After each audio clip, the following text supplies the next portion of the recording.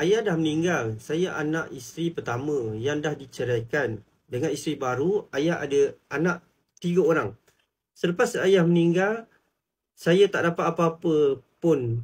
Betul ke cara pihak sana uruskan? Tak betul tu.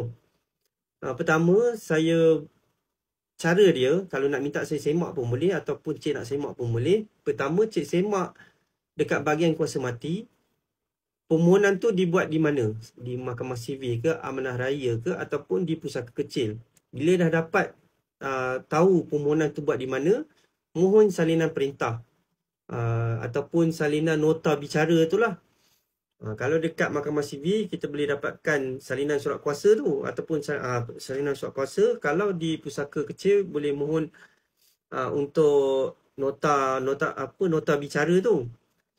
Kalau yang kat Amanah Raya pun boleh rujuk dengan Amanah Raya lah. Nak semak sama ada cik ada disenaraikan sebagai waris ataupun tak.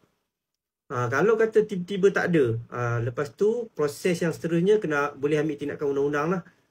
Cuma yang tu proses dia agak panjang dan mungkin akan makan modal jugalah. Jadi kalau cik nak kami bantu, cik kena DM saya, nanti kita tengok macam mana.